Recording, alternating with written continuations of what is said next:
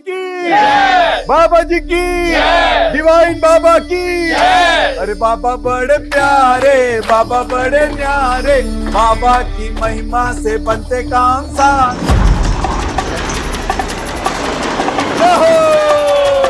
बाबा बड़े प्यारे, बाबा बड़े। रुकिए।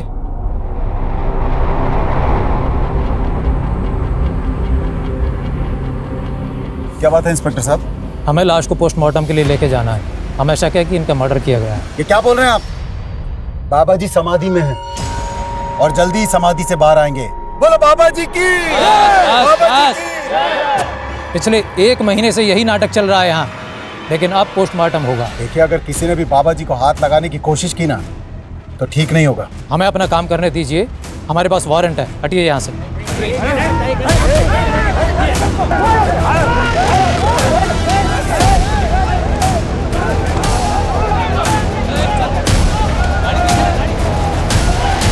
बोलो बाबा जी की, बाबा जी की, बाबा जी की, डिवाइन बाबा की।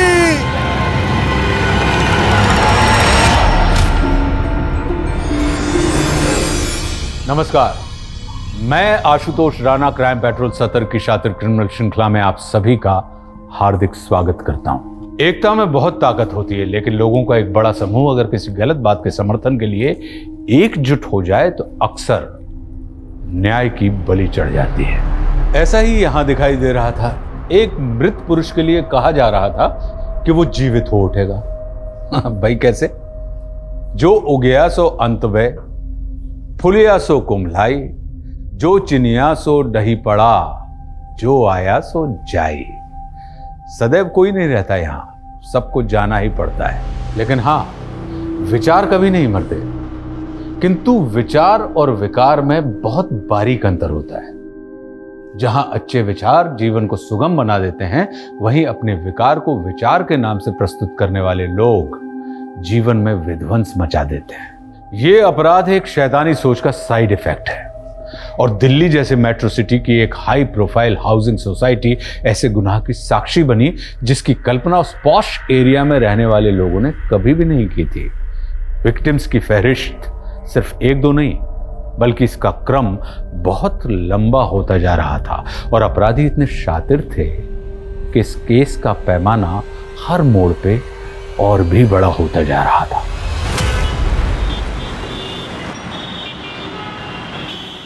As we all know, हमारी कंपनी डाउनफॉल फेस कर रही है। सारे इन्वेस्टर्स भी पीछे हटते जा रहे हैं। गाइस, ये डू और डाई सिचुएशन है। हमें इस नए छोड़। कुछ नहीं हो सकता इस कंपनी में मेरे बगैर। अरे जिंदगी दी है मैंने इस कंपनी को, और आप लोग मुझे ऐसे इग्नोर कर रहे हैं। 1 मिनट, तुमने कुछ भी नहीं दिया इस कंपनी को, बल्कि सब कुछ छीना है। I told you to resign। अच्छा, तब तुम्हें मेरी जरूरत ही नहीं। तब तो तुम वो रातें भी भूल गई होगी जो हमने साथ गुजारी। प्रधान, चुप, चिल्लाओ मत। पता चलना चाहिए इस कंपनी को, तुम्हारे पति को, कि हम दोनों के बीच में क्या रिलेशंस थे, कितने करीब थे हम लोग। अरे चुप करने से मेरी आवाज। अरे क्या पत्नी के बारे में कुछ भी बोले जा रहे जो बोल रहा हूँ मैं सच बोल रहा हूँ। बंद कर, बाहर कर। अरे सच बोल रहा हूँ मैं, सच बोल रहा हूँ मैं। अरे देख लूंगा तुम लोगों का। बाहर निकलो, हटना, निकल यहाँ से।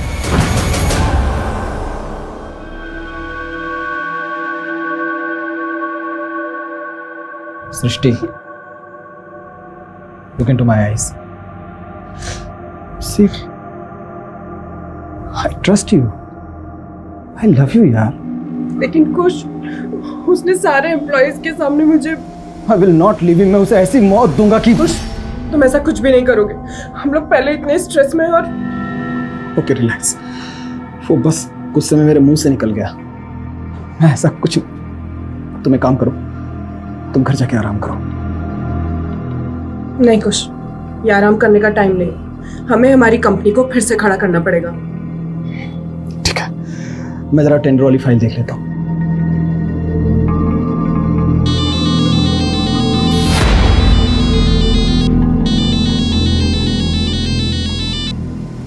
प्रिया, मैंने तुम्हें मुझे फोन करने से मना किया था ना। देख, ऐसी नाराजगी नहीं चलेगी। तू अपने दोस्तों को इग्नोर नहीं कर सकती। मुझे तुम लोगों से कोई मतलब नहीं है। फिर वही बात। देख, आज शाम को ना मैं पूरे ग्रुप को लेकर तेरे घर पर आ रही हूँ। प्रिया तो इतनी चेप क्यों हो रही है? देख हम तो आ रहे हैं, तुझे भगाना है तो भगा देना, ओके? अरे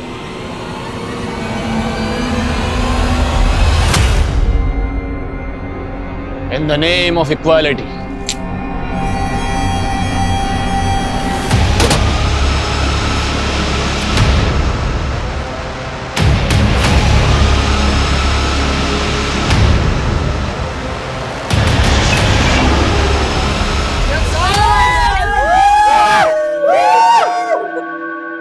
तो आखिर पत्थर पिघल ही गया। पूरे 6 महीने के बाद मिल रहे हैं हम सब लोग। बिल्कुल सही बात है। और सिद्धार्थ तू खड़ा क्या है यार? गिटार उठाना, गिटार यार, ग्रुप सॉन्ग। अरे यही यार। चल यार, हर वीकेंड पे मिला करते थे। हाँ। और अब वही सिलसिला फिर से शुरू करना है। एक मिनट, हाथ पकड़ा है, गला मत पकड़ो। अगर तुम लोगों के कहने पे मैं पुरानी बातें भूल भी जाती हूँ तो भी ये सिलसिला अब आगे नहीं बढ़ सकता। मान लो कि ये हमारी आखिरी मुलाकात है और एक अच्छे नोट पे मैं ये दोस्ती खत्म करना चाहती हूँ। अरे पर लाइट को क्या हुआ? यार देख, तेरी बात ऊपर वाले को भी पसंद नहीं आई। लाइट चली गई यार। बाहर तो सबकी लाइट आ रही है। हाँ अच्छा। एक मिनट, मैं स्विच बोर्ड देख कर आती हूँ, ठीक है? हाँ।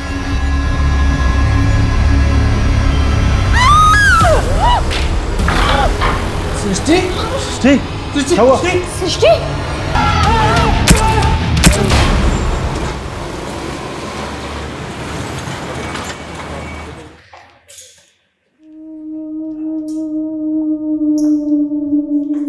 देव तुम यहाँ? अरे शिल्पी, व्हाट अ प्लेजेंट सरप्राइज। 2 साल बाद मिल रहा हूँ ना तुमसे। हाँ मैं 2 साल से मुंबई में हूँ, लेकिन तुम यहाँ कैसे? अच्छा बैठो, इधर आओ।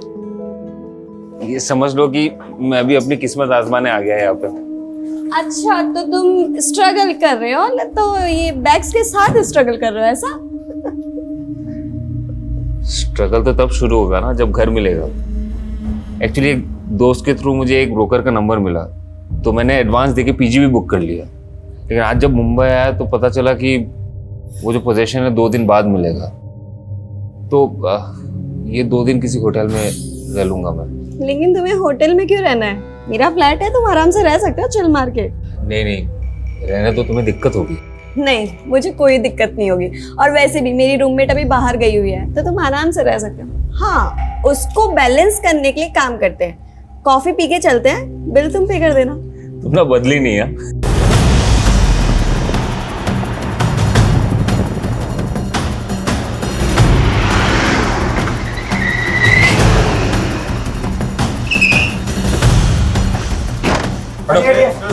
खड़े।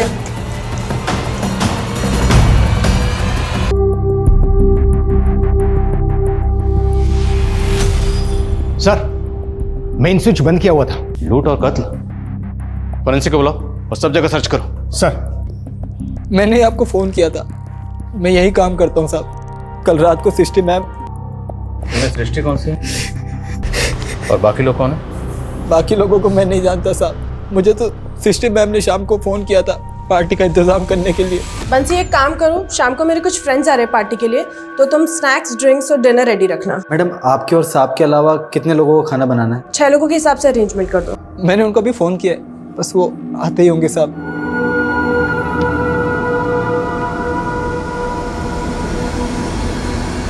अच्छा कल रात तुम घर क्यों गए थे? हर रोज रात को घर चले जाते हो या सिर्फ कल रात घर गए? साहब मैं शाम को डेली घर चला जाता हूँ। ये गाड़ी किसकी? साहब ये सृष्टि मैम की है। और दूसरी वाली शायद उनकी दोस्तों की होगी साहब। तुम पक्का नहीं पता? नहीं साहब मैं कुछ नहीं जानता। ठीक है, पता करो दूसरी गाड़ी किसकी है। सर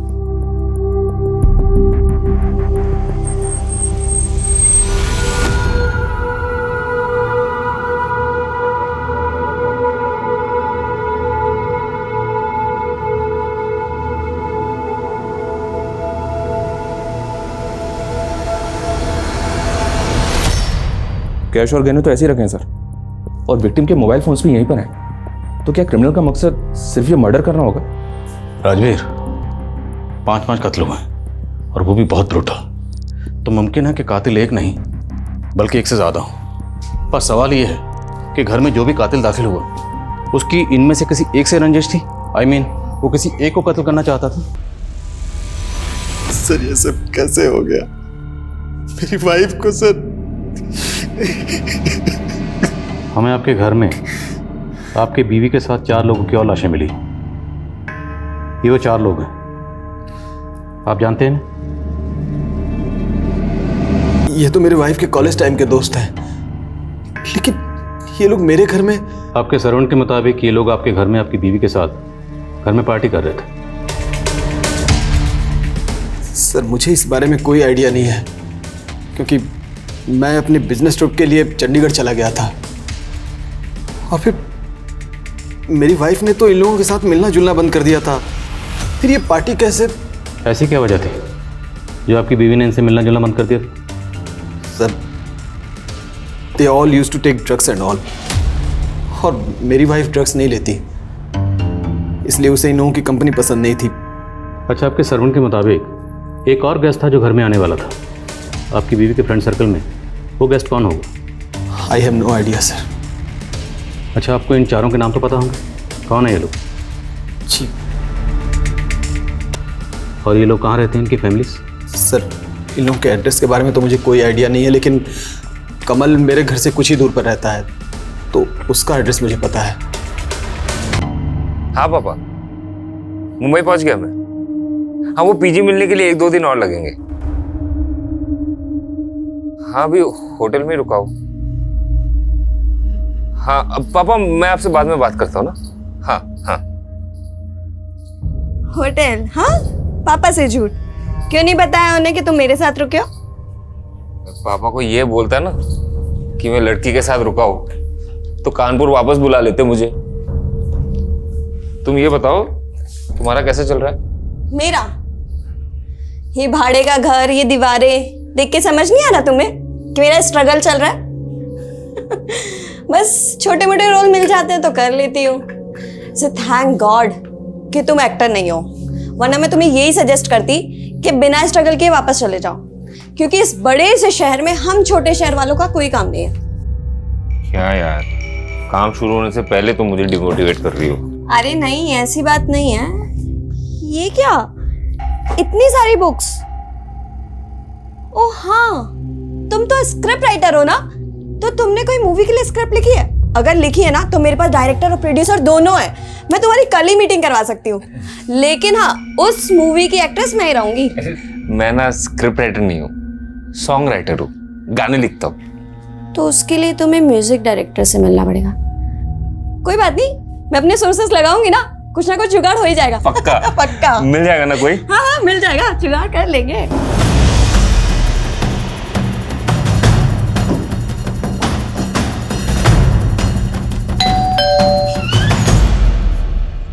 जी, ये कार इसी एड्रेस पे रजिस्टर्ड है? ये मेरे बेटे गौरव के लिए परेशान थी, रात से उसका फोन भी बंद है।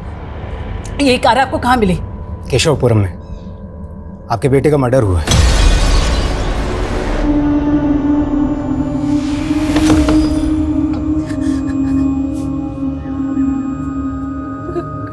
गौरव? इसके पेरेंट्स नहीं है, लेकिन इसके एक चाचा हैं जो कनाडा में रहते हैं। तो सिद्धार्थ और प्रिया के घर में छानबीन करो, शायद वहाँ से हमें प्रिया के नेटिव एड्रेस का पता चले। और कुछ के मुताबिक सृष्टि की अपने दोस्तों से कुछ खास बनती नहीं थी। इन दोस्तों के आपसी रिश्ते के बारे में पता करो, और वो गेस्ट जो साथ आने वाला था लेकिन पार्टी में आया नहीं, उसके बारे में पता करो। Okay sir. और आज भी सृष्टि बिजनेस करती थी, उसके ऑफिस में पूछताछ करो। ठीक है सर। सर, उसे थाने बुलाया। सर ये सब कुछ मेरे पति के साथ उस गौरव कहा था, उस गौरव से दूर रहने के लिए। सर पहले भी उस गौरव की वजह से उन लोगों ने मेरे पति को नुकसान पहुंचाने की कोशिश की। किन लोगों ने? सर वो गौरव 1 नंबर का अय्याश और जुआरी है। वो सट्टा खेलता था, उसके सट्टे के पैसे वसूल करने के लिए उन लोगों ने मेरे पति को। बदतमीजी है ये। दोस्त गौरव कहाँ है? मुझे क्या पता गौरव कहाँ है? अब तुझे नहीं मालूम था, किसे मालूम है? उस दिन तू आया था उसके साथ, पूरे 16 लाख रुपए बकाया गौरव पे मेरे। पता कहाँ है वो? पता? वो आदमी कौन था जिसने कमल के साथ मारपीट की थी? सर मैं उनके बारे में नहीं जानती, लेकिन गौरव की वजह से। देखिए, ये बताइए, जब आपके पति रात को घर नहीं लौटे तो आपको फिक्र नहीं? आपने कॉल करके जानने की कोशिश नहीं की वो कहाँ हैं, कैसे हैं? एक्चुअली मैं अपनी मम्मी के घर चली गई थी और आज सुबह ही लौटी हूँ। आपके पति के फ्रेंड सर्कल में और कौन कौन से दोस्त हैं? सर मुझे इनके अलावा किसी और के बारे में कुछ नहीं मालूम।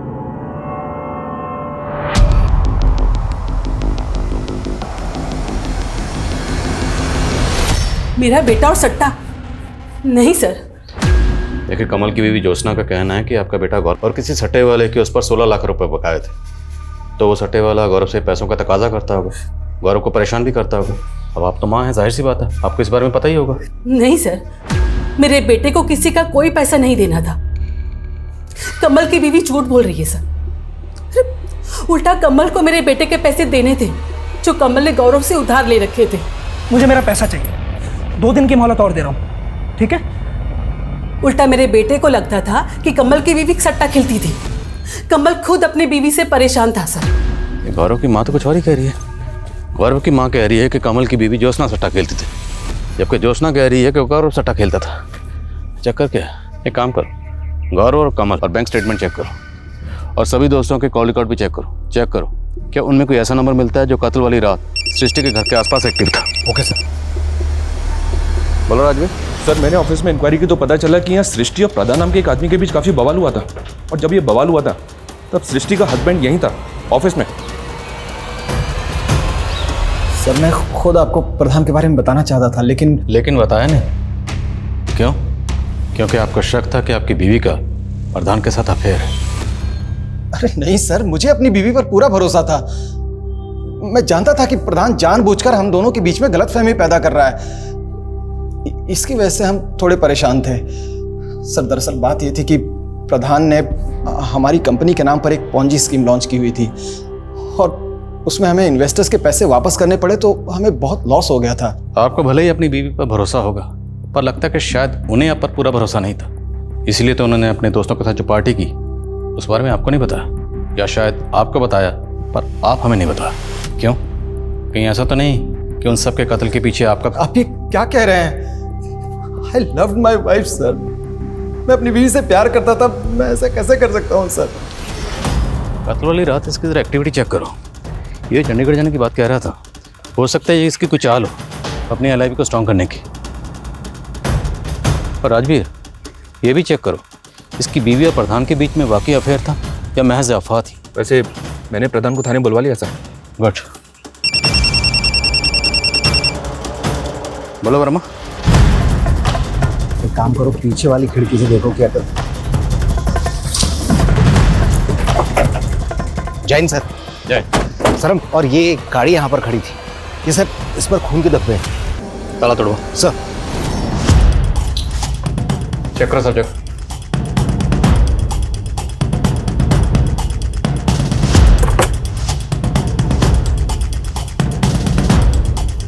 सर, अंदर चेक करो।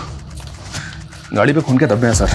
गाड़ी में कुछ खास तो मिला नहीं, गाड़ी के पेपर्स मिले। तो ये गाड़ी सिद्धार्थ की बॉडी हमें मिली सृष्टि के घर पर 4 और लोगों के साथ, और यहाँ उसकी गाड़ी पर खून के धब्बे हैं।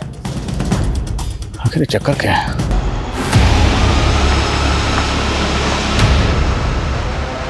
सर, हो सकता है ये गाड़ी हमें यहाँ कंफ्यूज करने के लिए खड़ी की गई हो। ये गाड़ी उस छठे गेस्ट की हो, उसने जानबूझ के यहाँ छोड़ी हो।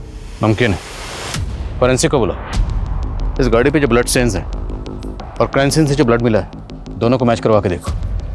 और ये भी चेक करो कि इस गाड़ी पर उन 5 विक्टिम्स के अलावा किसी और के फिंगरप्रिंट्स हैं क्या? Okay sir.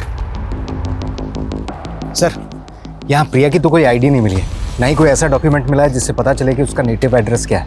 तो लैपटॉप भी मिले। कस्टडी मिलो, देखो क्या मिलता है उनमें। सर।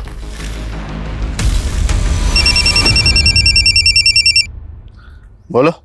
सर, प्रधान पूछताछ के लिए 2 बजे थाने आने वाला था और वो आया नहीं अभी तक, और उसका फ़ोन भी बंद आ रहा है सर। एक काम करो, उसके घर पर जाके चेक करो। Okay sir. जी जाएंगे हम तेरी वफा। एक मिनट। ये सारे गाने तुम्हारे लिखे हुए हैं? जी सर। सर, अगर आप मुझे एक ट्यून दे दोगे ना सर, उसमें भी मैं गाना लिख सकता हूँ। तुम्हें किसने कहा कि मैं अपनी ट्यून पर तुम्हें गाना लिखने को दूंगा? देखो भाई, ये वफा, प्यार, मोहब्बत, जी जाएंगे, सनम, बेवफा, ये सब आउटडेटेड हो चुका है। उठाओ इसे और निकलो। सर, सिद्धार्थ की कार पे जो ब्लड मिला है वो तो क्राइम सीन पे मिले प्रिया के ब्लड, लेकिन कार पे जो फिंगरप्रिंट्स थे वो क्लियर नहीं है। हो सकता है वो मिटाए गए हैं। और विक्टिम्स की पोस्टमार्टम रिपोर्ट के अकॉर्डिंग हत्या के वक्त कमल और गौरव की बॉडी में ड्रग्स। तो मतलब कुछ की बात सही थी कि सृष्टि के दोस्त ड्रग्स लेते थे, इसलिए सृष्टि ने अपने दोस्तों से दूरी बनाई हुई थी। और वो जो वसूली करने आया था, जिसके बारे में हमें कमल की बीवी ज्योत्सना ने बताया था, उसके बारे में कुछ पता चला? नहीं सर, फिलहाल कमल और गौरव के सीडीआर में ऐसा कुछ मिल ही रहा है, लेकिन सुनील दुबे का नंबर मिला और ये नंबर अभी बंद है। हत्या के वक्त इस सुनील दुबे का नंबर सृष्टि के घर वाले एरिया में भी एक्टिव था। तो ये सुनील दुबे को छठा कैसे हो सकता है जो उस रात पार्टी में आने वाला? मुझे पता चला है कि और ये नंबर मंगोलपुरी के एड्रेस पर रजिस्टर्ड है। वर्मा को भेज दिया वहाँ। चेक करो। सर, सिद्धार्थ के ड्राइवर सुनील दुबे के घर पे ताला था। हमने छानबीन की लेकिन कुछ मिला नहीं। तो पता करो सुनील दुबे कहाँ है। ये सुनील दुबे मुझे किसी भी कीमत पर अंदर चाहिए। सर, सिद्धार्थ के घर से जो लैपटॉप मिला था, देखकर ऐसा लग रहा है कि वो प्रिया का लैपटॉप है, क्योंकि उसमें प्रिया के कई सारे फोटोज और मूवी क्लिप्स हैं। लेकर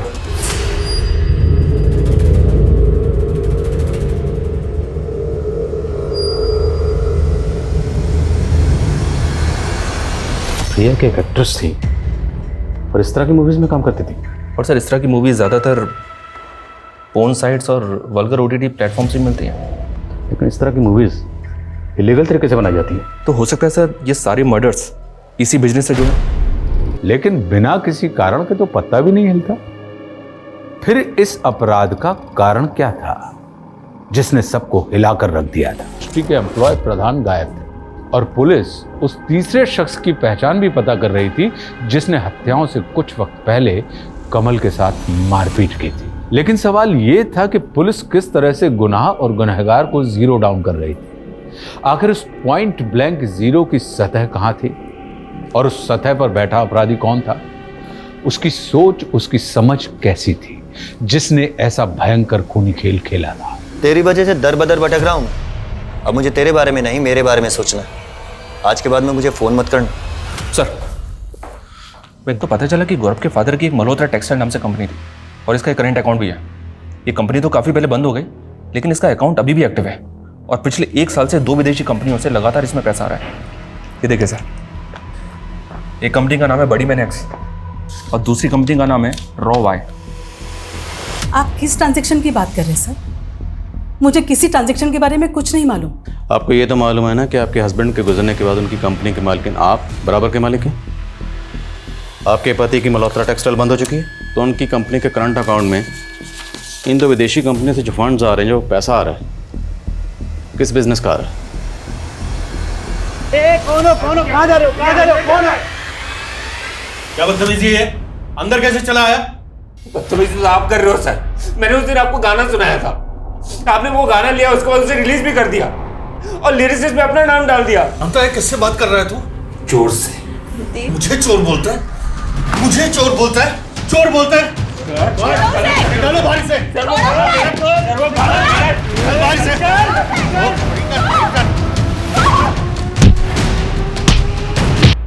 सर, मैंने सट्टे से जुड़े मामलों में हिस्ट्री शीटर की लिस्टिंग की थी और उनके फोटोज कमल की बीवी ने इस शमी को आइडेंटिफाई किया है। इसी ने कमल के साथ मारपीट की थी, लेकिन अभी ये अंडरग्राउंड है। माना ये हिस्ट्री शीटर शमी इस वक्त अंडरग्राउंड है, और राजवीर, इस पूरे केस में एक बात मुझे खटक रही है, वो ये कि कमल की बीवी ज्योत्सना ने बताया कि जिस रात कमल का कत्ल हुआ उस रात ये अपनी माँ के घर पर थी, और सृष्टि के हस्बैंड कुश ने बताया कि वो चंडीगढ़ में था। दोनों का कत्ल की रात एक साथ गायब होना, ये महज इत्तेफाक है या फिर ये कत्ल की रात दोनों एक साथ थे और दोनों मिलकर हमें गुमराह कर रहे हैं? जरा पता कर। देव, आना जो हुआ वो सही नहीं हुआ, लेकिन तुम्हारा एक गाना चुराने से वो तुम्हारा टैलेंट नहीं चुरा लेगा। ऐसे टूटने से कुछ नहीं होगा देव, बोलो कुछ। ऐसे क्या कर रहे हो देव? होश में आओ। जो मेरे साथ हुआ उसका 1% भी नहीं हुआ तुम्हारे साथ। क्या मैं मरी? नहीं मरी ना, मैं जिंदा खड़ी हूँ ना तुम्हारे साथ। क्या हुआ तुम्हारे साथ? वही जो हर स्ट्रगलिंग एक्टर के साथ होता है। प्रोड्यूसर ने मुझे रोल देने के बहाने 6 महीने तक मॉलेस्ट किया।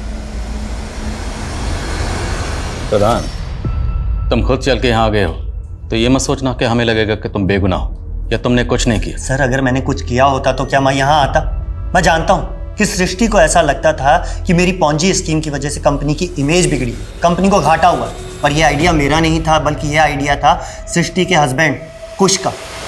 पर कुछ इस तरह के आइडिया से अपनी कंपनी की इमेज खराब क्यों करेगा? लालच सर, और उसने इस गंदे काम में मुझे भी शामिल कर लिया। वो चाहता था कि सृष्टि को इस बारे में कुछ पता ही ना चले, लेकिन सर सृष्टि की नज़र मुझ पर पड़ चुकी थी। सर, तुमने पूरे स्टाफ के सामने सृष्टि की बेइज्जती की थी। सबके सामने ये कहा था कि तुम्हारे और सृष्टि के बीच में जिस्मानी ताल्लुकात। सर, ये सब भी मैंने कुश के कहने पर ही किया था। सर, वो चाहता था कि सृष्टि का मनोबल टूटे, उसका कंपनी में बोलबाला खत्म हो जाए, और वो चाहता था कि वो खुद उस कंपनी में स्थापित हो जाए। सर, ये प्रधान कोई भी कहानी सुना रहा है और आप लोग उसका भरोसा कर रहे हैं। तो क्या तेरा भरोसा करे जिसने अपनी बीवी का भरोसा तोड़ा? जिस रात तेरी बीवी का कत्ल हुआ उस रात तो किसी और की बीवी के साथ चंडीगढ़ के एसपी स्काई होटल में गुलछर्रे उड़ा रहा था। सर, पूरी डिटेल निकलवा ली हमने, समझे? सर, मैं मानती हूँ कि मेरा और कुश का अफेयर चल रहा था, पर सर मैं सच बोल रही हूँ, मेरा यकीन कीजिए, हमें पता तक नहीं था कि उस रात वो लोग पार्टी कर रहे थे। फिर अगली सुबह मुझे मेरे सर्वेंट से पता चला कि सृष्टि के साथ वो सारे के सारे मारे गए। गुनाह की इस कहानी में अब एक्स्ट्रा मैरिटल अफेयर का तड़का लग गया था। मोहब्बत और बेवफाई के किस्से अक्सर गुनाह को सनसनीखेज बना देते हैं, लेकिन प्रिया और उसकी फिल्मी दुनिया के वो भद्दे चलचित्र, उसकी कहानी क्या थी?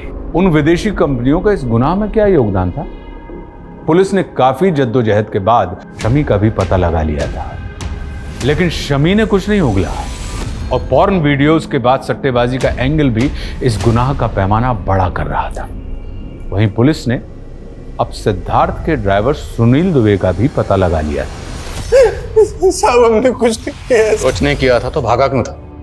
उस रात को सिद्धार्थ साहब ने हमसे सिगरेट मंगवाई थी, और साहब हम जब वहां सिगरेट लेकर पहुंचे तो साहब लाइट क्यों? और हमें मालूम था कि अगर हम वहां पर रुकते तो आप हमें पकड़ लेते, और वहां पर गाड़ी खड़ी करके कपड़े बदल कर निकल गए वहां से। ये बता, सिद्धार्थ के साथ जो लड़की रहती थी प्रिया, वो कहाँ की रहने वाली थी? उसकी फैमिली कहाँ है?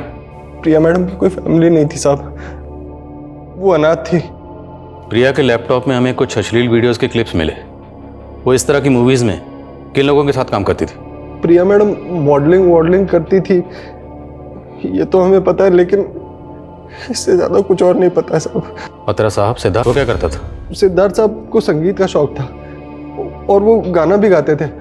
उन्होंने एक गाना भी बनाया था साहब, जो वो हमेशा अपने दोस्तों के साथ मिलकर गाते थे। दुख दुख कितना दुख, दुख के बाद मिलेगा सुख।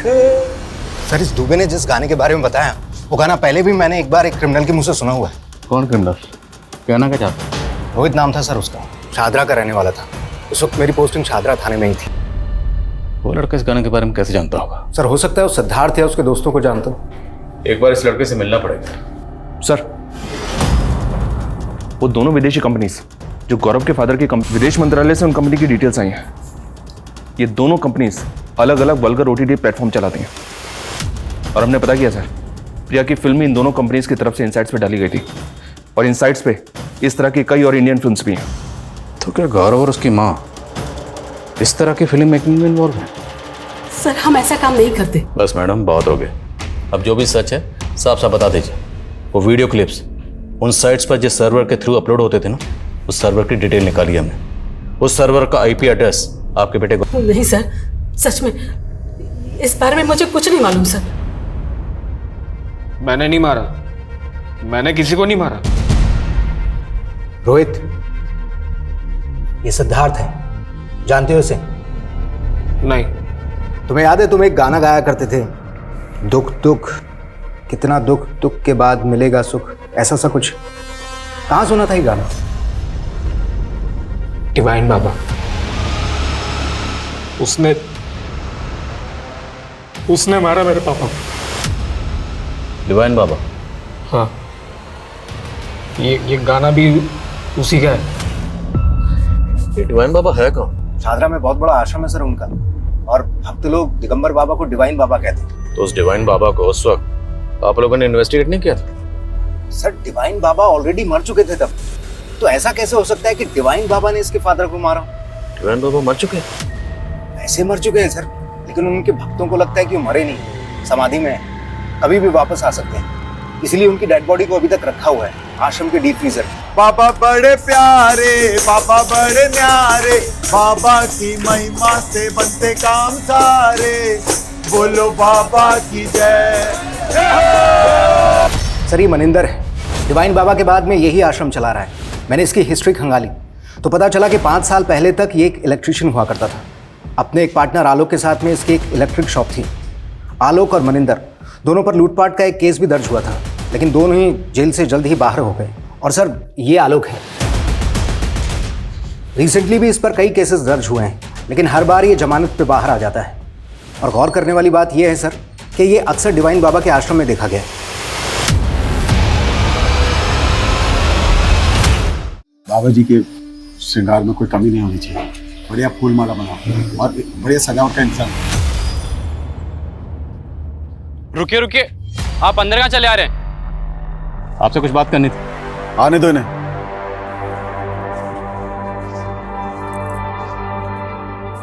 आपसे अकेले में कुछ बात करनी थी। जो बोलना है यहीं बोलो, क्या मसला है? मसला बहुत गंभीर है स्वामी जी, बहुत गंभीर। इन 5 लोगों के कत्ल हुए। हमें इतना तो कंफर्म पता है कि सिद्धार्थ का इस आश्रम में आना जाना था। अब ये बताइए कि इन 5 के कत्ल का आश्रम से क्या कनेक्शन? क्या बकवास की जा रहे हो तुम? कत्ल का आश्रम से कनेक्शन? कोई सबूत है तुम्हारे पास? सबूत भी ले आएंगे। फिलहाल ये लड़का रोहित, इसका कहना है कि इसके फादर के कत्ल के पीछे आश्रम का हाथ है। इसका तो यहाँ तक कहना है कि इसके फादर के कत्ल के पीछे डिवाइन बाबा का हाथ है। कुछ भी बकवास किए जा रहे हैं आप। बाबा जी समाधि में उनके विषय में कुछ भी बोले जा रहे हैं। देखिए, अगर आपने ऐसा कुछ भी किया ना तो भक्त चुप नहीं बैठेंगे। हमने कुछ कहा तो बहुत जोर का करंट लगेगा। Mono electrician. अब बाकी की चर्चा कहीं और करेंगे या यहीं आपके चरित्र का चीर फाड़ कर?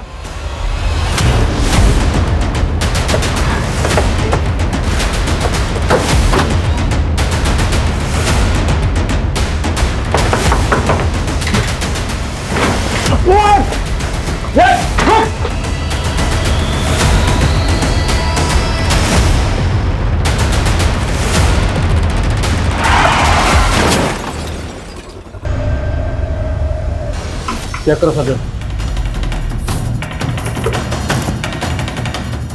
सर ये देखिए, इतने सारे गैजेट्स, 3 लैपटॉप और इतने सारे फ़ोन। क्या आलोक इतने सारे गैजेट्स के साथ करता क्या? सब कस्टडी में लो। हो सकता है इन गैजेट्स में उन्होंने अश्लील वीडियो से जुड़ा कंटेंट। कस्टडी में लो सर।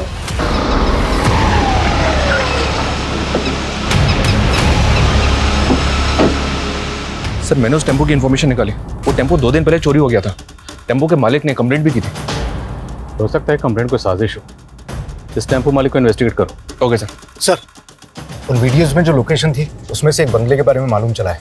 वो शूटिंग के लिए किराए पर दिया जाता है। सर हम तो बहुतों को बंगला रेंट पे देते हैं, अब अंदर क्या शूट करते हैं हमें क्या मालूम। ये एक्ट्रेस यहाँ पर अक्सर शूट करती थी। इसे कभी देखा यहाँ पर? हाँ सर, ये एक्ट्रेस यहाँ आती थी काम करने के लिए। जिन लोगों के साथ ये शूट करती थी उनकी डिटेल चाहिए हमें। हाँ सर, ये विश्वकर्मा प्रोडक्शन के साथ ही काम करती थी, लेकिन 5-6 महीने से इन्होंने कोई शूट नहीं किया यहाँ। इस प्रोडक्शन हाउस का एड्रेस दीजिए।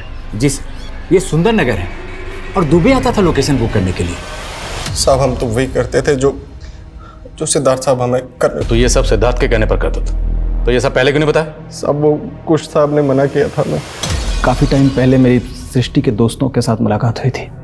उन्हें इन्वेस्टर्स की ज़रूरत थी। सर ये उनका आइडिया था कि इस तरह की अश्लील वीडियो बनाते हैं और उसे इंटरनेशनल मार्केट में बेचते हैं। मुझे इस काम में बहुत फ़ायदा नज़र आया तो मैंने फंडिंग करनी शुरू कर दी।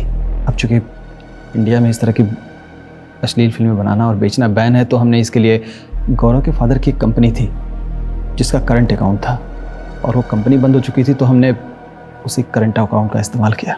और इस सब में तुम्हारी बीवी सृष्टि भी इन्वॉल्व थी? नहीं सर, अगर उसे पता चलता तो वो हमें ये करने ही नहीं देती, लेकिन आखिरकार उसे एक दिन पता चल ही गया। पैसा कमाने के लिए इतना घिनौना काम किया, गंदी फिल्मों में पैसे लगाने लग गए। सब पता चल गया है मुझे। गौरव की माँ, ये लोग भी इन्वॉल्व थे?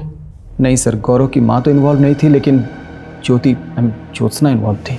सर मैं मानता हूँ कि मैं इस तरह की अश्लील फिल्में बनाता था, लेकिन ये मर्डर वर्डर से मेरा कोई लेना देना नहीं है सर। सर, आलोक के घर से मिले लैपटॉप का डेटा रिट्रीव किया है। उसमें फोन वीडियो से जुड़ा तो कुछ भी नहीं मिला है, बल्कि उसमें एक फोरम मिला है जिसमें कई लोग जुड़े हुए हैं, और इस फोरम के मैसेजेस बहुत चौंकाने वाले हैं सर। इस फोरम में जितने भी लोग हैं उनमें आपस में हेट मैसेजेस पास ऑन होते रहते हैं। ये दुनिया इन रईसों की नहीं है, इन्हें इनकी औकात दिखानी होगी। इसी तरह के हेट मैसेजेस भरे पड़े हैं सर। ऐसा लगता है जैसे इस फोरम के लोगों की रईस लोगों के साथ दुश्मनी है। इस फोरम से जितने भी लोग जुड़े हैं सबके आईपी एड्रेस ट्रेस करो। Okay sir.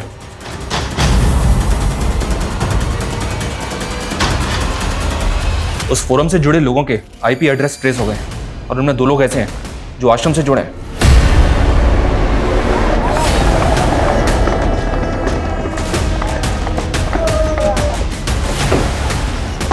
हटिए आप लोग। देव, चलो हमारे साथ, लेके जा से पकड़ो इन्हें। In the name of equality.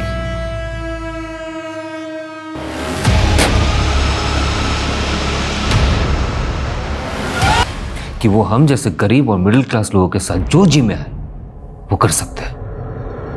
मैं एक्ट्रेस बनना चाहती थी सर, पर कई सारे प्रोड्यूसर्स ने मुझे मॉलेस्ट किया, मेरी मजबूरी का फायदा उठाया। मैं सॉन्ग राइटर बनना चाहता था और मेरे साथ भी कुछ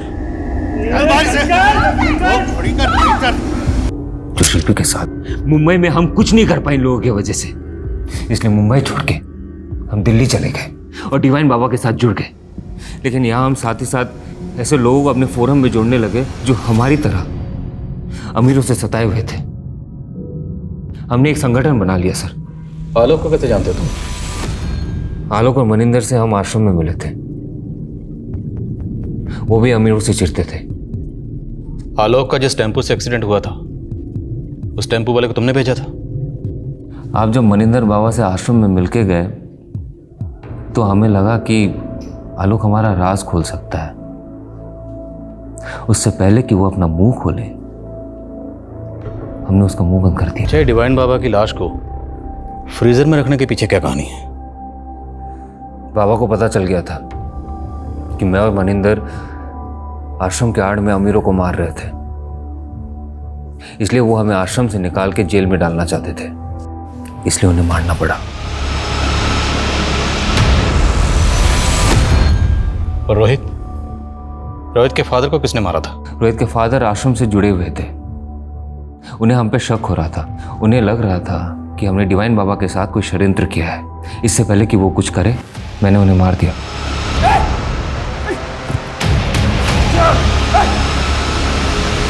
रोहित ने मुझे डिवाइन बाबा के आश्रम में कई बार देखा था।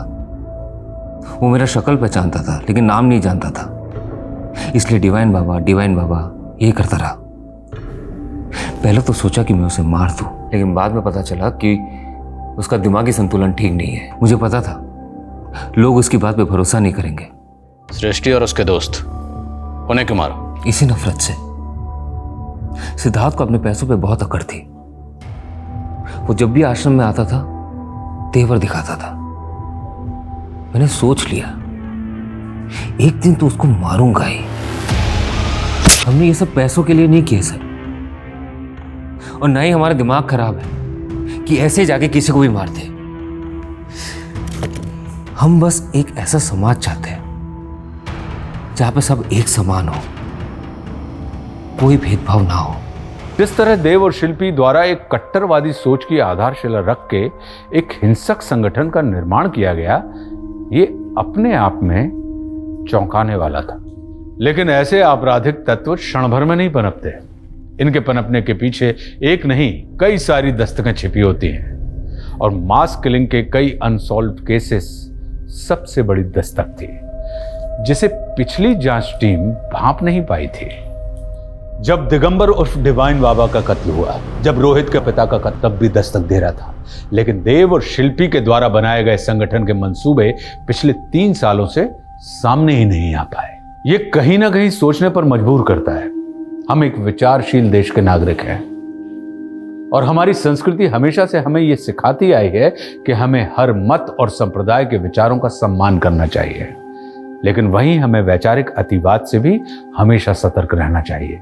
अब मैं आशुतोष राणा विदा लेता हूं आपसे। हम फिर मिलेंगे एक ऐसी ही कहानी के साथ जो आपको रखेगी सतर्क और जिंदगी को सुरक्षित। तब तक अपना और अपने परिवार का ख्याल रखिए और देखते रहिए क्राइम पेट्रोल सतर्क। जय हिंद।